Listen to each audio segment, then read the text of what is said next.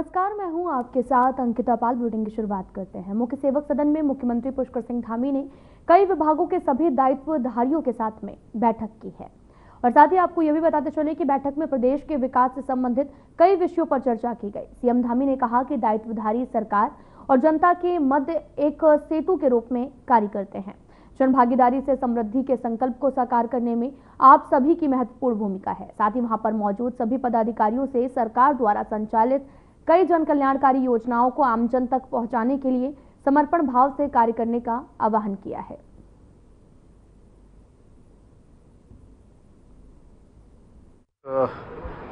नियमित रूप से जो बैठकें हमारी चलती हैं उसी क्रम में ये भी नए दायित्वों पर आए हैं और ये हमारी जो बैठक है ये बैठक संगठनात्मक रूप से एक नियमित रूप से जो बैठकें हमारी चलती हैं उसी क्रम में ये भी नए दायित्वों पर आए हैं और ये हमारी जो बैठक है ये बैठक संगठनात्मक। मुख्य सचिव आनंद वर्धन ने केदारनाथ धाम पहुंचकर आगामी चारधाम यात्रा की तैयारियों और व्यवस्थाओं का स्थलीय निरीक्षण किया है। अपने इस दौरे में उन्होंने सबसे पहले केदारनाथ में चल रहे पुनर्निर्माण कार्यों का जायजा लिया है और संबंधित अधिकारियों को आवश्यक दिशा निर्देश दिए हैं। इस दौरान मुख्य सचिव ने मंदाकिनी और सरस्वती नदियों पर बनाए गए बेली ब्रिज का भी निरीक्षण किया। साथ ही उन्होंने आस्था पथ पर बने रेन शेल्टरों का भी निरीक्षण किया है।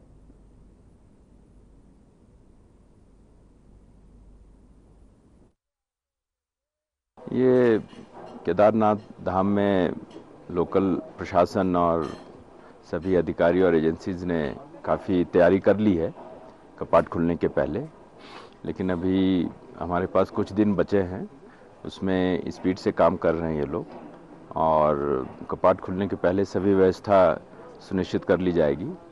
कुछ अभी लॉन्ग टर्म कार्य बचे हुए हैं, उन्हें भी डायरेक्शन दिया गया कि उसको शीघ्र से शीघ्र पूरा करें। मेन हमारा फोकस जो तीर्थयात्री आता है, हमारे सभी कार्यों के केंद्र बिंदु में तीर्थयात्री रहते हैं और उन्हीं की सुविधाओं के लिए सारे कार्य किए जाते हैं।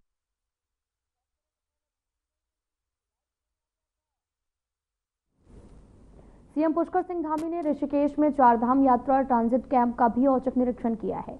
निरीक्षण के दौरान सीएम धामी ने आगामी चारधाम यात्रा को लेकर कई व्यवस्थाओं का जायजा लिया है।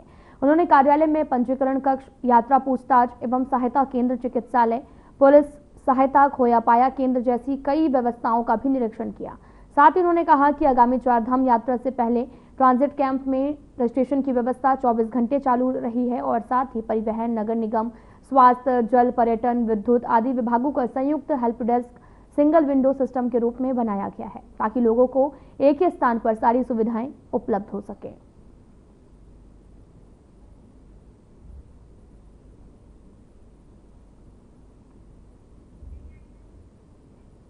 पहलगाम आतंकी हमले के बाद में भारत ने पाकिस्तान के खिलाफ कई बड़े कदम उठाए हैं।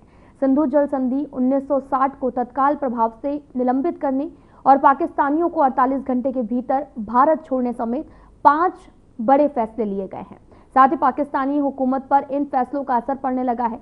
इसी क्रम में उत्तराखंड सरकार ने बड़े कदम उठाते हुए प्रदेश में पाकिस्तानी नागरिकों की पहचान की कार्रवाई भी तेज कर दी है और उन्होंने लिखा कि पहलगाम में हुए आतंकी हमले के बाद प्रधानमंत्री मोदी और केंद्रीय गृह मंत्री अमित शाह के नेतृत्व में सीसीएस की बैठक में यह निर्णय लिया गया। प्रदेश में पाकिस्तानी नागरिकों की पहचान की कार्रवाई तेज हो गई है।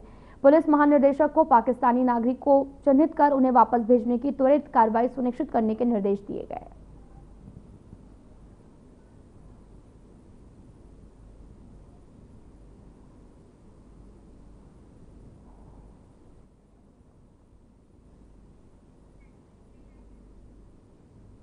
उत्तराखंड में 30 अप्रैल से चारधाम यात्रा शुरू होने जा रही है, जिसको लेकर राज्य सरकार की तैयारियां तेजी से चल रही हैं।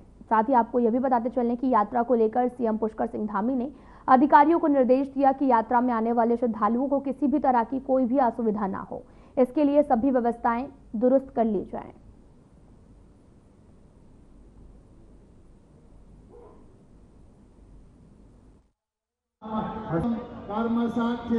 चारधाम यात्रा की तैयारियां लगातार चल रही हैं। उसी में आज ऋषिकेश जाऊंगा तो वहां पर जो हमारा चारधाम यात्रा का पहला पड़ाव होता है, उस पड़ाव से संबंधित जितनी भी जो आवश्यकताएं हैं, समीक्षाएं हैं, जो पिछले सालों के अनुभव हैं, उसके आधार पर हम लगातार, जब यात्रा समाप्त हुई थी 2024 उसके बाद से लगातार तैयारियां कर रहे हैं और अब अंतिम चरण में यात्रा सभी तैयारियां पूरी हो गई हैं और जो कुछ एक काम और करने हैं वो भी अभी 2-3 दिनों के अंदर संपन्न हो जाए। ओम माधवाय नमः, ओम नारायणाय नमः, कर्म साक्षी। चारधाम यात्रा में नहीं आ रह सकेंगे पाकिस्तानी हिंदू। पहलगाम में हुए आतंकी हमले के बाद में ये बड़ा फैसला लिया गया, जहां पर यात्रा के लिए पाकिस्तान से 77 लोगों ने कराया है पंजीकरण। तो बड़ी खबर इस वक्त की टीवी स्क्रीन पर, जहां पर देहरादून से बड़ी खबर है, चारधाम यात्रा में नहीं आ सकेंगे पाकिस्तानी हिंदू। पहलगाम में हुए आतंकी हमले के बाद में ये बड़ा फैसला लिया गया। यात्रा के लिए पाकिस्तान से 77 लोगों ने पंजीकरण कराया है। 21 लाख से भी ज्यादा लोगों ने पंजीकरण कराया है। पहलगाम में हुए आतंकी हमले के बाद में ये बड़ा फैसला लिया गया है। तो बड़ी खबर इस वक्त की देहरादून से, चारधाम यात्रा में पाकिस्तानी हिंदू नहीं जा पाएंगे। पहलगाम में हुए आतंकी हमले के बाद में ये कड़ा फैसला लिया गया है और साथ ही अब 21 लाख से भी ज्यादा लोगों ने यहाँ का पंजीकरण कराया। पहलगाम में हुए आतंकी हमले के बाद ये बड़ा और अहम फैसला लिया गया है।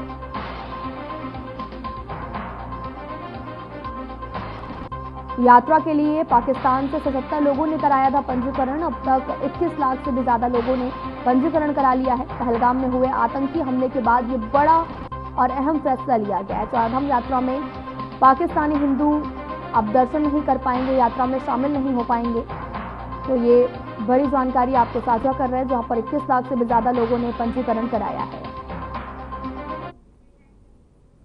उत्तराखंड में संस्कृत भाषा को नई उड़ान देने की तैयारी शुरू हो चुकी है। सीएम पुष्कर सिंह धामी ने सचिवालय में उत्तराखंड संस्कृत अकादमी की सामान्य समिति की 10वीं बैठक की अध्यक्षता करते हुए कई बड़े ऐलान किए हैं। उन्होंने कहा कि युवाओं को संस्कृत के माध्यम से रोजगार से भी जोड़ा जाएगा। राज्य में यज्ञ, कर्मकांड और वेद अध्ययन से जुड़ी सर्टिफिकेट कोर्स की भी शुरुआत की जाएगी।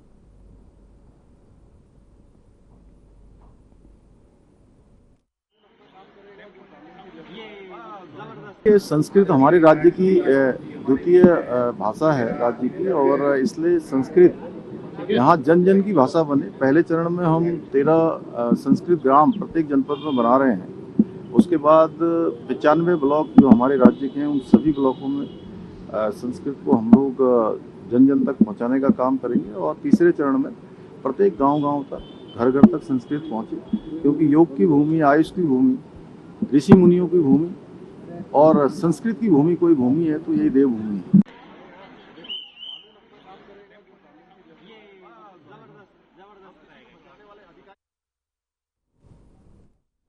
उत्तराखंड सरकार सभी सरकारी और प्राइवेट स्कूलों में इसी शैक्षणिक सत्र से बस्ते का बोझ कम करने के लिए बैगलेस डे लागू करने जा रही है। हर महीने अंतिम शनिवार को यहाँ पर ये जो दिवस है वो मनाया जाएगा, जिसमें छात्र छात्राएं बिना स्कूली बस्ते के अपने अपने विद्यालय में जाएंगे। पढ़ाई के बजाय अन्य सृजनात्मक गतिविधियों में हिस्सा लेंगे। इसके लिए SCRT ने भी गतिविधि पुस्तिका तैयार की है।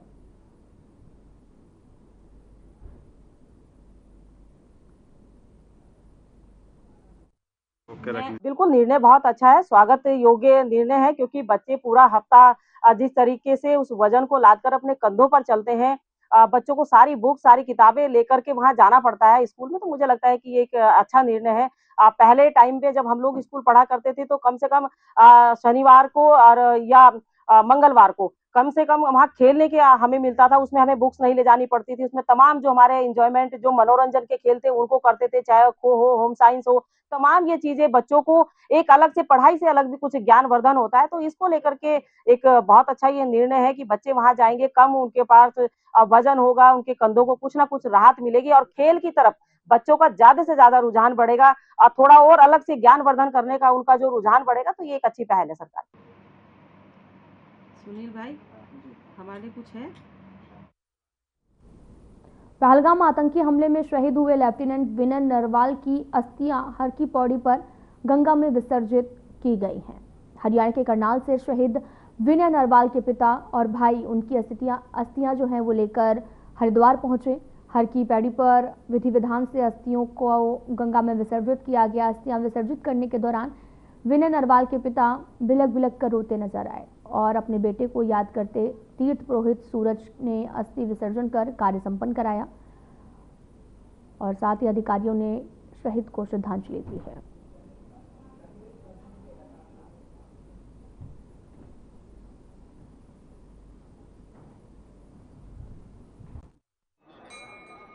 पूरे विश्व का, देश का और अपने देशवासियों का धन्यवाद करना चाहता हूं कि इस दुख की घड़ी में वो मेरे साथ खड़े हैं।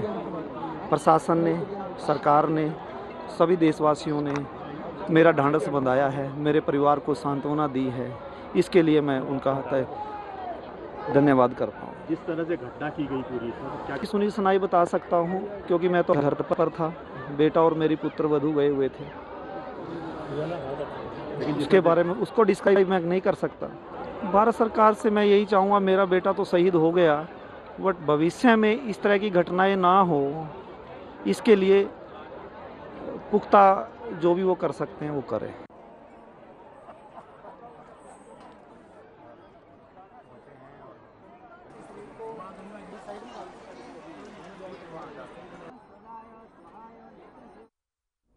तो बड़ी खबर इस वक्त की देहरादून से आ रही है, जहां पर चारधाम यात्रा में लगातार बढ़ रही रजिस्ट्रेशन की संख्या। चारधाम यात्रा को लेकर सरकार एक्टिव और अभी तक 21,04,116 यात्रियों के हुए हैं रजिस्ट्रेशन। यमुनोत्री धाम के 3,42,930 यात्रियों ने रजिस्ट्रेशन कराया। सबसे ज्यादा केदारनाथ धाम के लिए यात्रियों के रजिस्ट्रेशन हुए हैं। तो बड़ी खबर इस वक्त की देहरादून से, जहां पर चारधाम यात्रा में लगातार बढ़ रहे रजिस्ट्रेशन की संख्या, लोग रजिस्ट्रेशन करवा रहे हैं। चारधाम यात्रा को लेकर सरकार भी एक्टिव मोड पर है और अभी तक यमुनोत्री धाम के लिए 3 लाख से भी ज्यादा यात्रियों ने रजिस्ट्रेशन कराया है। सबसे ज्यादा केदारनाथ धाम के लिए यात्रियों ने रजिस्ट्रेशन करवाया है। तो चारधाम यात्रा 30 अप्रैल से शुरू हो रही है, जिसको लेकर अभी से रजिस्ट्रेशन की प्रक्रिया जो है वो काफी तेज हो गई है और जिस दौरान 3 लाख से भी ज्यादा लोगों ने यमुनोत्री धाम के लिए रजिस्ट्रेशन करवाया है। केदारनाथ धाम के लिए सबसे ज्यादा लोगों ने रजिस्ट्रेशन करवाया है।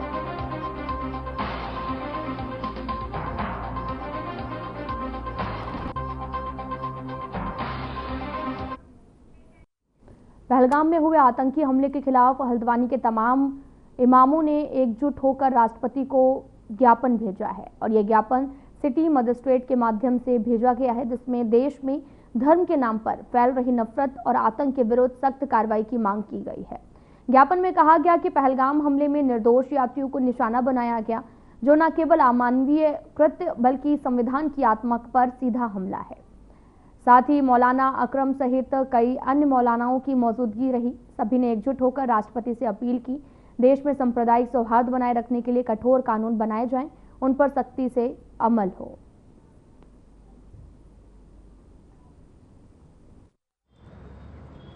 दिनों कश्मीर पहलगाम में जो भी हमला हुआ और कई यात्री जो है तकरीबन 28 यात्री जो है जिनको आतंकवादियों ने गोली मारकर हत्या कर दी, वो निर्दोष थे, बेकसूर थे। तो आज यहाँ पर हम जो आए सिटी मजिस्ट्रेट के पास, राष्ट्रपति महोदय के पास सिटी मजिस्ट्रेट के ज़रिए ये हमने ज्ञापन दिया कि ऐसे लोगों के ख़िलाफ़ सख्त से सख्त कार्रवाई की जाए ताकि आइंदा कोई ऐसा काम करने से पहले 100 मरतबा सोचे। बिल्कुल सबक सिखाना चाहिए और ऐसा सबक सिखाना चाहिए कि कभी भी इसकी तरफ वो इस तरह की निगाह करके भी ना देखे। और हमारी जो यहाँ पर सुरक्षाकर्मी हैं, जो रक्षा मंत्री हैं, उनकी भी जिम्मेदारी बनती है, इस पर संज्ञान लें और जल्द अज जल्द देखें किसकी चूक हुई। आखिर पाकिस्तान का अगर इसमें हाथ है तो इसमें कहीं ना कहीं जिम्मेदारी हमारी भी बनती है कि आखिर पाकिस्तान के वो आतंकवादी घुस कैसे गए। सही, ठीक है, ये हमारी जिम्मेदारी बनती है। ये हमारी अपनी चूक रही कि आखिर वो असलहा लेकर के, हथियारों से लैस इस तरह से वो 4 आतंकवादी यहाँ आकर के कैसे घुस गए।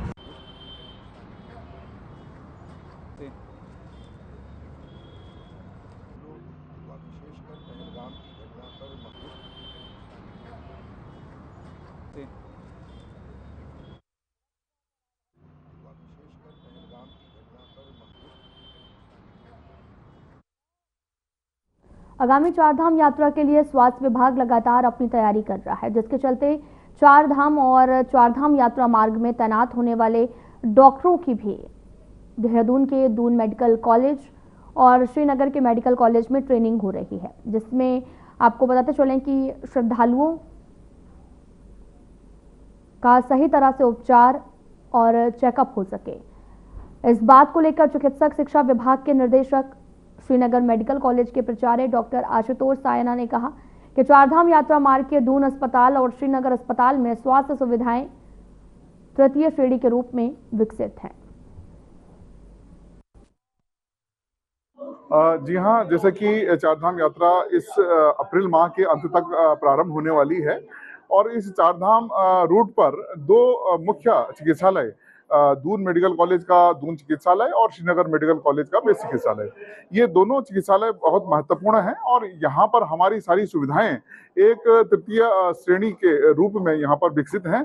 और गत वर्ष भी जो है हम लोगों ने यहाँ पर के जो चिकित्सक हैं उनको हमने एक मास्टर ट्रेनर के रूप में ट्रेन करवाया है एम्स से, और इस बार हम उन्हीं मास्टर ट्रेनर से जितने भी स्वास्थ्य कर्मी वहां पर जो है चारधाम रूट पर ड्यूटी करेंगे और जितने भी जो है स्वास्थ्य कर्मी जो है इन रूटों पर जो है बार बार जो है और एक रोस्टर के रूप में जो है वहां पर कार्यरत होंगे, उन सभी को जो है ये ट्रेनिंग कराई जा रही है। और मुख्यतः दून मेडिकल कॉलेज में और श्रीनगर मेडिकल कॉलेज में जितनी भी हमारी जो है ये सुविधाएं हैं, ट्रेनिंग की सुविधाएं, वो वहां पर हमने विकसित कर दी है। और इसमें चाहे वो नर्सिंग कर्मी हों, चाहे वो पैरामेडिकल कर्मी हों, और जितने भी हमारे स्वास्थ्य के जो है सपोर्टिंग जो है कर्मचारी हैं, कर्मी हैं, उन सभी को हम ये ट्रेनिंग करवा रहे हैं।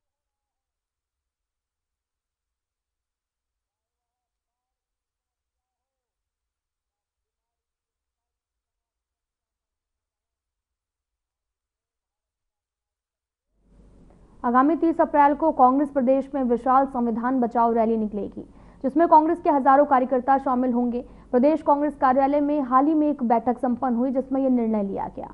तो वहीं बीजेपी प्रदेश प्रवक्ता कमलेश रमन ने कांग्रेस पर तंज कसते हुए कहा कि कांग्रेस को अपने आप को बचाओ यात्रा निकालनी चाहिए। ईडी का सिकंजा जिस तरह से उन पर कसता जा रहा है।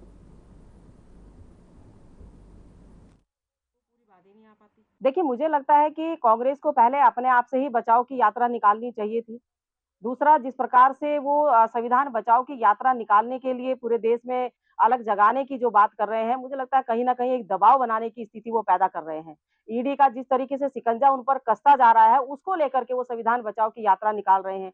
यानी कि गलत काम भी आप करो, नेशनल हेराल्ड में भ्रष्टाचार भी आप करो, और तमाम उन चीजों का आरोप आप जो है सत्ता पक्ष पर लगाने का काम करो। आपने कुकृत्य किए हैं, उन कुकृत्य की अगर आपको सजा मिल रही है तो आप संविधान बचाओ की बात करते हैं। उस समय आप संविधान बचाओ की बात नहीं करते जिस वक्त आप भ्रष्टाचार कर रहे होते हैं, जिस वक्त आपके लोग जो है इस देश को लूटने का काम करते हैं, उस वक्त आपको संविधान याद नहीं आता, लेकिन आज आपको संविधान याद आ रहा है। चीजों को बोलना आराम से चाहिए कायदे में, तो पूरी बात ही नहीं आ पाती।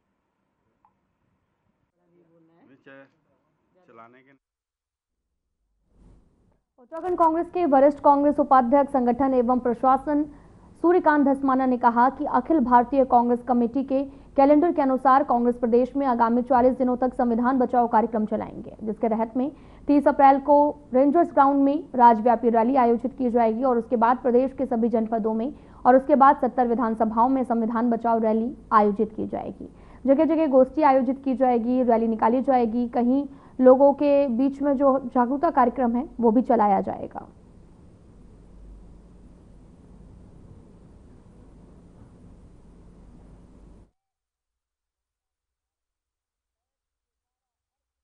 कमेटी का कार्यक्रम है, 40 दिन का पूरे देश में राष्ट्रव्यापी कार्यक्रम है, जिसमें संविधान बचाओ कार्यक्रम प्रदेशों में होने हैं। उत्तराखंड प्रदेश में हमने जो प्लान किया है, आगामी 30 अप्रैल को प्रदेश व्यापी रैली हो रही है। देहरादून के रेंजर्स ग्राउंड में हम लोग संविधान बचाओ रैली कर रहे हैं। उसके बाद हम प्रदेश के हर जनपद में संविधान बचाओ रैली करेंगे और उसके बाद प्रदेश की 70 विधानसभाओं में ये अभियान चलेगा संविधान बचाओ का, जिसमें गोष्ठियां होंगी, सम्मेलन होंगी, हमारी पदयात्राएं होंगी।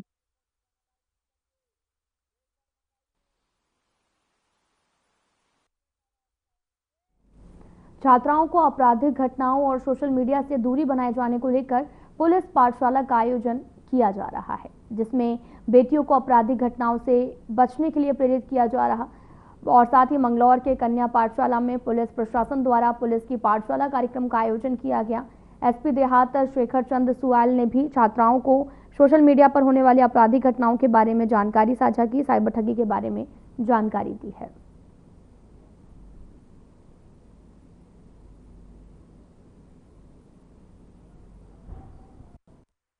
बहुत शुक्रगुजार हूँ विशेष तौर से कि उन्होंने हमारी छात्राओं को वो जानकारी दी जो उनके जीवन भर हर समय उनके लिए उपयोगी होगी।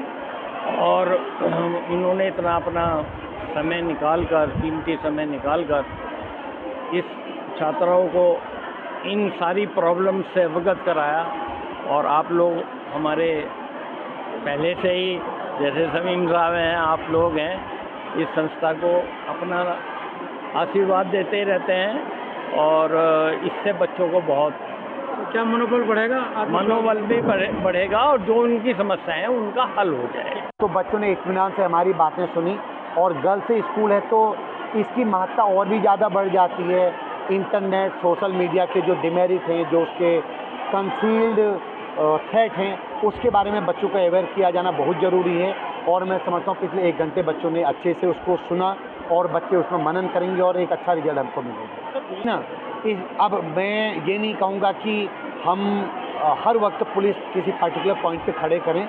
हम 112 हमारे पास नंबर होता है, आप हमारे थाने में बताएं अगर किसी पर्टिकुलर पॉइंट पे किसी ड्यूटी, आप जैसे छुट्टी लीव, जब स्कूल छूटा उस पर्टिकुलर घंटों में हमारी ड्यूटियाँ दुरुस्त रहती हैं। अगर स्पेसिफिक कोई और शिकायत हो मैं थाने में एक बार बता दूंगा, उस पर हम जरूर काम करेंगे। कोई ने ये कहा कि कोई किसी को बताएगा जाते थे और मुझे अपनी राजा 9 बजे बाद। खबर जनपद उधम सिंह नगर के जसपुर विधानसभा क्षेत्र से है, जहां पर सहकारी समितियों पर थोपे गए कानून के विरोध में सरकारी कार्य का बहिष्कार और प्रदर्शन लगातार जारी है।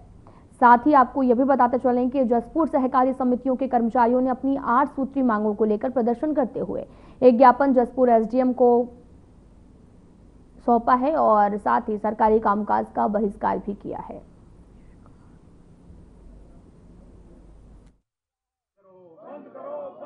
विभाग ने एक नियमावली बिना किसी सूचना के कैबिनेट से पास करवा ली है।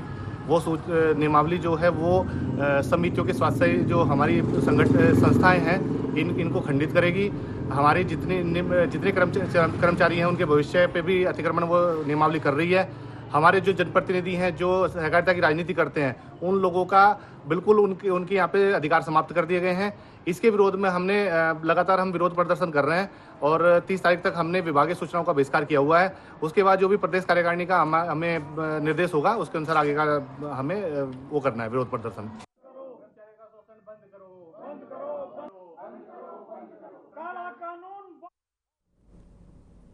फिलहाल में इतना ही। नमस्कार।